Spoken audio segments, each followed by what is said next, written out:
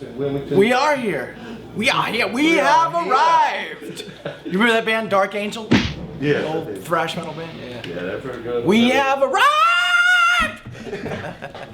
What's up? Oh, not much. How you guys been? Been great, dude. Touring on this new album, self-titled Corrosion and Conformity. It's been a blast. We've done a bunch of shit so far. We're fixing to do a bunch more, too. Oh, yeah? Yeah. Y'all picked up right where you left off, it sounded like. Yeah. The thing I like about this album is I think it touches on a lot of the different flavors that COC's done throughout the years. I mean, it's not exclusively, you know, crossover thrash or whatever that maybe some people were thinking it was going to be. I think it's got a lot of different elements of the different COCs, because there's been a lot of, you know, we're straight ahead hardcore punk rock, and then we were saying a little more crossover, whatever, bringing some more Sabbath kind of feel in some different parts and shit. Learn how to play our instruments a little bit better. Yeah. And then we had Blind, which was maybe more straight metal kind of, you know, and then Pepper singing with a little more swampy. Yeah, it is. So the new album, I think, has a lot of all that different shit in it. It does everything with your logo. I saw you drawing it on your. That skull, the spooky, spiky skull thing? Yeah. Yeah. Logo, you see it everywhere. You know, Yeah. You see graffiti, people's clothes now. Tattoos. Like Man, I've probably seen thousands of tattoos. And other bands steal it. So, you know, it's the craziest place you've People ever use seen all it. We saw it. We saw the logo used for some punk rock fest in Berlin. I guess they do every year. And damn if it wasn't our logo. I mean, it's exactly, it's just the profile was changed a little bit, but it had the spikes and all that shit. Yeah, Mike Dean came up with the idea of doing that, of having the skull and the radiation symbols, and originally the spikes were MX missiles. So Mike Dean came up with the idea, and then he got a friend of ours named Errol Engelbrecht. He lives in Raleigh. He had come down from Wisconsin and was going to high school with me and Woody and some of our other buddies, and he would, you know, graffiti and draw all over the place, start a little fanzine and shit. He's a pretty good artist, so we got him to do it. I think the first time we used it was for I used to be the promoter in Raleigh doing all the punk rock shows, like Black Flag, Dead Kennedys and stuff like that. And there was a band from DC called Void. They were real fucking, to me and the rest of us, they were like the first real crossover band. They were bad as shit. Anyway, we got him to do it, and he used that for the flyer. I think that was the first time I was ever used. I met some dude that got a tattoo of that skull and didn't even know it was a band. It was just on the wall. It wasn't until later he like caught up with us and was like into it. You know what I mean? But creative process. What role do you play? Oh, we all contribute. I mean, it's just like it always was. And you know, because like I was saying before, because we kind of learned how to play our instruments together. It was when we first started up, man. I mean, Woody showed me 2 beats. He showed me, and that was it. That's all I knew.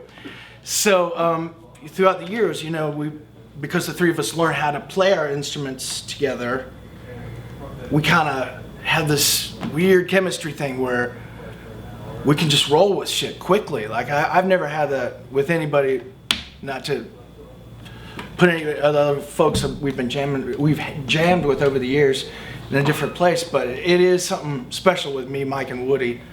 This shit just. I remember, you know, I know you worked a lot in the past with John Custer. Yeah, what does he know? He did about his you first guys album. That other guys don't. I mean, you know, he just seems to know something about you that other producers. Right, don't I know, it's weird. Well, the first album he ever did was Blind. Yeah. Period. That was the first one he ever did. And I think everything we've done since then was with him. Yeah. And he did this last one too. Yeah. And it's just, it's I don't know, he's like an additional member, kind of almost. You know what I mean? You know. Yeah, standard tour stuff. But there have been some super cool moments, like we toured with Metallica. I think we're probably the only band on earth that's opened up for Minor Threat and Metallica. I don't know. But anyway, I got to go play drums with them. I mean, I'm just telling a very good story about that, but you know, going up and doing playing drums with it. It was the end of the European tour. It was the first part of the Load thing we'd done, and they asked me if I'd play. It was the last show of the whole tour, and I was like, fuck yeah, Jesus Christ. What song do you want me to play? Oh, do the I've got something to say, that song. So I went up and, they brought me out. It was the beginning of their first encore. And by this time I had seen them just on that tour 40 times. So I went up and I forget Lars is little. So even though his kit looks big whenever you see him, it's tiny. So I was beating the hell out of him. Things were flying all over the place. And the next song was fucking Master of Puppets. And this is when they were doing that weird in the round shit. And so I knew what the next song was. They're in the round, they're completely surrounded me. James and Jason and Kurt. And I finished the Misfits song, and I know it's supposed to go right? And they're like, come on, do it. And I'm just about to count off, and I get I turn around, damn it, feeling Lars going, hey, you can do the punk rock song, but you ain't playing no Master of Puppets. Get off my stage. But I played drums with them a couple times, 3 times I think, and played with Down, a song last year, that was cool. Played with Soundgarden, played Hunted Down.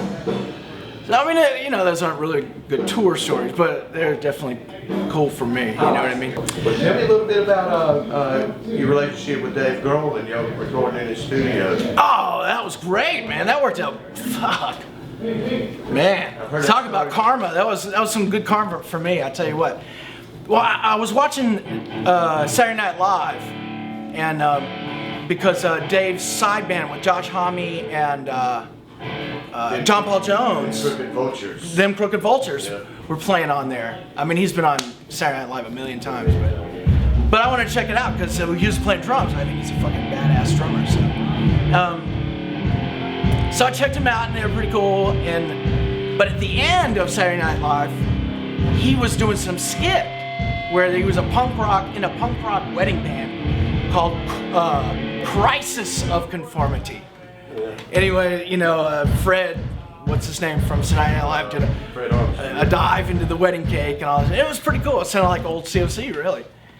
So I thought it was hilarious, and I found out that them Crooked Vultures were playing in Atlanta the next day. So it was my birthday. I had a little pocket change. So I was like, "Fuck it, dude! I'm gonna go down and check that shit out." And fuck with Dave, you know what I mean? Because I hadn't seen him in a while. Anyway, I just crossed my fingers and saw Josh Homme in the parking lot and got in, and made my way backstage. I guess they'd been playing for about 15 minutes. And I was sitting right behind Dave. This was at the Fox in Atlanta. The place is totally packed. And so I'm sitting here, and Dave's right here playing. And he turns around to get some water and sees me, and his eyes went, like that. Reed, what are you doing, man? Give me this big sweaty bear hug. I'm like, God, dude, you got a show to play, man. He said, oh, wait, hold on a second. And I'm like, dude, you got a show? No, hold on. And so Dave runs from backstage and grabs John Paul Jones off the front of the stage and says, John, come here, I want you to meet somebody. And he brings him back to where I am behind the kit, and he, sort of backstage, and he says, John, this is Reed. Reed, this is John. I'm like, oh, I know who it is. Anyway, he says, John, this guy is the reason I started playing drums. Isn't that fucked up? That is, man. I heard that story first. Dude. So my head just exploded. Anyway, so John Paul Jones goes, oh, mate, you must be pretty good. Anyway, it was my birthday. I ended up hanging out with him all night. It was killer. I got John Paul Jones to call Mike Dean at home and leave a message on his answering machine. Mike, hello, Mike. This is John Paul Jones. You there? Hello? Your mate Reed asked me to give you a call. Hello? Anyway, so I ended up hanging out with Dave and all them guys the rest of the night. And I don't know if you know this, but I had a little indie label that did like some punk stuff. And Was that Nutcore? It was Nocore, yeah. Oh, yeah. And so we did like a North Carolina hardcore band called Subculture. And I also put out Dave Grohl's first band's album called Dame Bramage.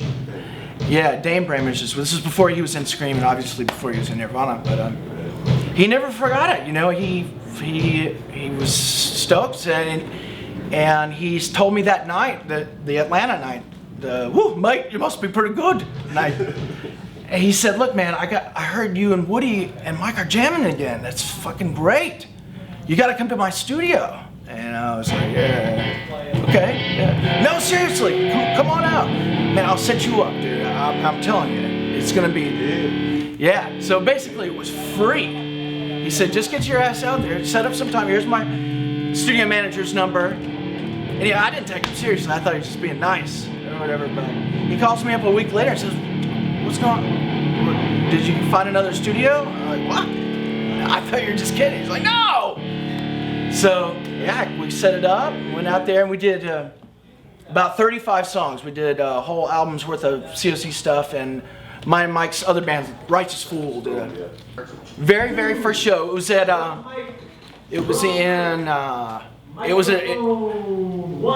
somebody's backyard. Yeah, and we opened with a GBH cover. It was like 82, something like that. Mohawk. Huh? You had the mohawk back then? Yeah, I had that stupid looking mohawk. Yeah, it looked like an old gray squirrel taped to my head. But the first real gig we did was at the Pier, which was a club in Raleigh. It was underground too. They were like the Ramones and Dead Kennedys and stuff like that. We opened for the Dead Kennedys. That was our first real show. And it was like 500 people, and we were freaking out. I mean, you know, we'd played house parties to like 35 people, but 500, man, we were freaking out. It was great. Jello was cool, man. Like, he asked for us specifically. Yeah. I know y'all played at Brewery a lot in Raleigh there. Brewery, yeah. Well, like I was saying, I was the promoter there, so I did Suicidal there, I did Black Flag there. Fuck, I remember doing Black Flag, and I'd known him for a while before I had him come in. And for the first time, I had some dude help me out because it was a big show. This friend of mine named Jeff, and I asked Jeff to go pick up the money from the different record stores. This is when we had a lot of record stores. So he picked up all the pre-sale stuff because it was sold out. And the next day I went by to go get it, and he was like, "I can't find it." Right. He couldn't find it. So it's like 2 days before the show, I have to tell Henry Rollins that I don't have his money. Right? But yeah, right? Some little dumb punk rock kid with a dead squirrel taped to his head. Gray squirrel telling that we lost all the pre-sale money, but Henry was cool. We ended up being able to get more people in than we thought. You know what I mean? The person that was really pissed off was Kira, the bass player at the time. Yeah, she didn't believe me at all. I felt so bad because the reason I was the promoter is because my dad had a copy machine. I mean, that was it. I mean, I gave whoever was coming through, I gave them all the money. It wasn't like I did anything with cash. Yeah. So, but I was frightened.